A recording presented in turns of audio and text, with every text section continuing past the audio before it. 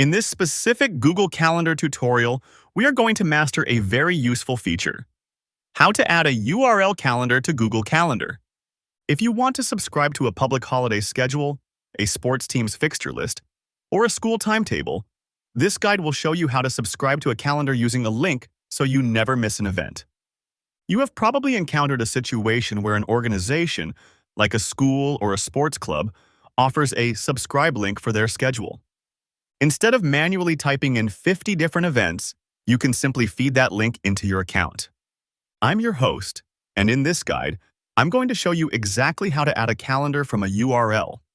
It is important to understand that this process creates a dynamic link.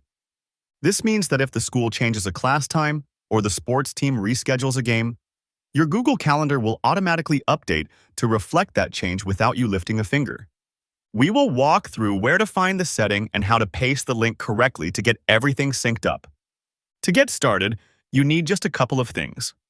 First, you must use a computer, either a PC or a Mac, because the Google Calendar mobile app currently does not allow you to add a calendar via URL directly. You have to set it up on the desktop first, and then it will sync to your phone. Second, you need the actual URL, which usually ends in .ics or starts with webcal. You will get this link from the website of the organization whose calendar you want to follow. Let's get this calendar connected. You will start by opening your web browser and navigating to the official Google Calendar website. You need to enter calendar.google.com. Once you are logged in, you will look at the sidebar on the left-hand side of the screen.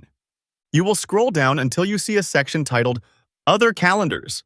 Right next to the Other Calendars text, you will see a plus sign. You need to click on that plus sign, which opens a small menu of options. From that menu, you will select the option that says From URL. This will take you to a settings screen with a single text field.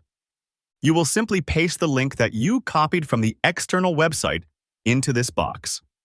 If the calendar is public, which it usually is, you do not need to worry about the username or password fields. You will then click the Add Calendar button. After a few seconds, Google will pull in the data. You can then click the back arrow in the top left corner to return to your main view.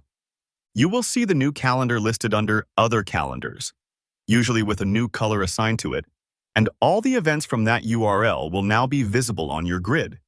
It is important to remember that this is a read-only calendar. You cannot edit the events, change the times, or delete specific items from this subscribed calendar because the data is coming from an external source. Also, you should know that the sync isn't always instant. Google Calendar refreshes these URL calendars periodically, usually every few hours or up to once a day, so if the organization makes a change, it might take a little while to show up on your screen. If you want to rename the calendar to something shorter, you can easily do that by clicking the three dots next to its name in the sidebar, going to Settings, and changing the name in the top field. So we have reached the end of our guide. We have learned how to add a URL calendar to Google Calendar to keep track of external schedules automatically. We learned that you must use the desktop website to set this up by clicking the plus sign next to Other Calendars and selecting From URL. You now have a calendar that updates itself, keeping you perfectly in sync with the world around you. I truly hope this Google Calendar guide was helpful for you.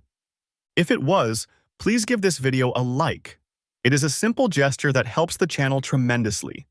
And if you are interested in more productivity tips and tutorials on how to organize your digital life, be sure to subscribe and turn on the notification bell. Finally, I have a question for you. What kind of calendar are you subscribing to? Is it a holiday calendar, a sports team schedule, or maybe a work roster? Let me know in the comments below. Thank you for watching. Goodbye.